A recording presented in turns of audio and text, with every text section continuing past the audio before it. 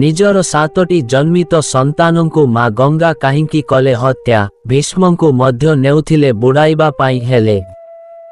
ବନ୍ଧୁଗଣ, ମହାଭାରତର କାହାଣୀ କେବଳ ଯୁଦ୍ଧ ଏବଂ ରାଜନୀତି ମଧ୍ୟରେ ସୀମିତ ନୁହେଁ, ବରଂ ଏଥିରେ ଅନେକ ରହସ୍ୟମୟ ଏବଂ ଦାର୍ଶନିକ ଘଟଣା ରହିଛି।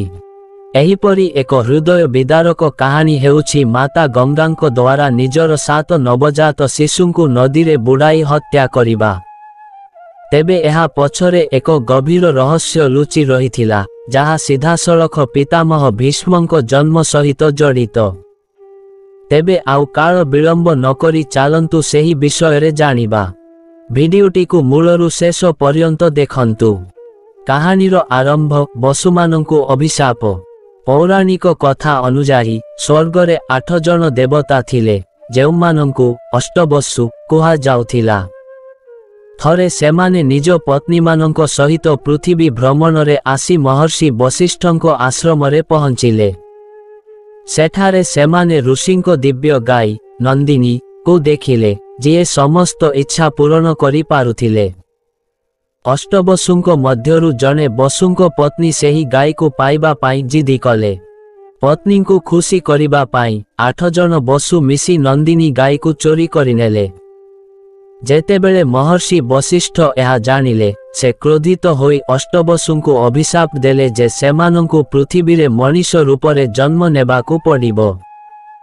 ବସୁମାନେ ନିଜ ଭୁଲ ପାଇଁ କ୍ଷମା ମାଗିବାରୁ ମହର୍ଷି ବଶିଷ୍ଠ କହିଲେ, ଯେଉଁ 7 ଜଣ ବସୁ ଚୋରିରେ ସାହାଯ୍ୟ କରିଥିଲେ, ସେମାନେ ଜନ୍ମ ହେବାର କିଛି ସମୟ ପରେ ମୁକ୍ତି ପାଇଯିବେ। କିନ୍ତୁ ଯିଏ ଏହି ଚୋରିର ମୁଖ୍ୟ ଥିଲା, ସେହି ଅଷ୍ଟମ ବସୁ ସେ ପୃଥିବୀରେ ଦୀର୍ଘ ଏବଂ କଷ୍ଟମୟ ଜୀବନ ବିତାଇବାକୁ ପଡ଼ିବ। ସେ ଆଜୀବନ ଅବିବାହିତ ରହିବ ଏବଂ କୌଣସି ସନ୍ତାନର ପିତା ହୋଇପାରିବ ନାହିଁ। ଅଭିଶାପରୁ ମୁକ୍ତି ପାଇବା ପାଇଁ ଅଷ୍ଟବସୁମାନେ ମାତା ଗଙ୍ଗାଙ୍କ ନିକଟକୁ ଗଲେ ଏବଂ ତାଙ୍କୁ ପୃଥିବୀରେ ସେମାନଙ୍କ ମା ହେବାକୁ ଅନୁରୋଧ କଲେ। ସେମାନେ ଏହା ମଧ୍ୟ ନିବେଦନ କଲେ ଯେ ଜନ୍ମ ହେବା ମାତ୍ରେ ସେ ସେମାନଙ୍କୁ ନଦୀ ଜଳରେ ବୁଡ଼ାଇ ଦିଅନ୍ତୁ, ଯାହାଫଳରେ ସେମାନେ ଶୀଘ୍ର ମନୁଷ୍ୟ ଜୀବନରୁ ମୁକ୍ତି ପାଇପାରିବେ। ମା ଗଙ୍ଗା ଏଥିରେ ରାଜି ହେଲେ। କିଛି ଦିନ ପରେ ହସ୍ତିନାପୁରର ରାଜା ଶାନ୍ତନୁ ଗଙ୍ଗାଙ୍କୁ ଦେଖି ତାଙ୍କ ରୂପରେ ମୋହିତ ହୋଇଗଲେ ଏବଂ ବିବାହ ପ୍ରସ୍ତାବ ଦେଲେ। ଗଙ୍ଗା ଗୋଟିଏ ସର୍ତ୍ତରେ ବିବାହ ପାଇଁ ରାଜି ହେଲେ, ଆପଣ ମୋର କୌଣସି କାର୍ଯ୍ୟ ଉପରେ କେବେ ବି ପ୍ରଶ୍ନ କରିବେ ନାହିଁ। ଯେଉଁ ଦିନ ଆପଣ ଏହି ସର୍ତ୍ତ ଭାଙ୍ଗିବେ, ମୁଁ ଆପଣଙ୍କୁ ଛାଡ଼ି ଚାଲିଯିବି। ରାଜା ଶାନ୍ତନୁ ପ୍ରେମରେ ଅନ୍ଧ ହୋଇ ଏହି ସର୍ତ୍ତ ମାନିନେଲେ। ବିବାହ ପରେ ଗଙ୍ଗା ଗୋଟିଏ ପରେ ଗୋଟିଏ 7ଟି ପୁତ୍ରଙ୍କୁ ଜନ୍ମ ଦେଲେ। କିନ୍ତୁ ପ୍ରତ୍ୟେକ ଥର ସେ ନବଜାତ ଶିଶୁକୁ ନେଇ ନଦୀରେ ବୁଡ଼ାଇ ଦେଉଥିଲେ। ରାଜା ଶାନ୍ତନୁ ଏହା ଦେଖି ଅତ୍ୟନ୍ତ ଦୁଃଖୀ ହେଉଥିଲେ, କିନ୍ତୁ ନିଜ ପ୍ରତିଜ୍ଞା ଯୋଗୁଁ କିଛି କହିପାରୁ ନଥିଲେ। ସେ ଜାଣି ନଥିଲେ ଯେ ଗଙ୍ଗା ପ୍ରକୃତରେ ଅଭିଶପ୍ତ ବସୁମାନଙ୍କୁ ମୁକ୍ତି ଦେଉଛନ୍ତି। ଯେତେବେଳେ ଅଷ୍ଟମ ପୁତ୍ର ଜନ୍ମ ହେଲା, ଗଙ୍ଗା ତାକୁ ମଧ୍ୟ ନଦୀରେ ବୁଡ଼ାଇବାକୁ ଯାଉଥିଲେ। ଏଥର ରାଜା ଶାନ୍ତନୁ ନିଜକୁ ଅଟକାଇ ପାରିଲେ ନାହିଁ। ତାଙ୍କର ପିତୃ ହୃଦୟ କାନ୍ଦି ଉଠିଲା ଏବଂ ସେ ଗଙ୍ଗାଙ୍କୁ ଅଟକାଇ କହିଲେ, ବନ୍ଦ କର।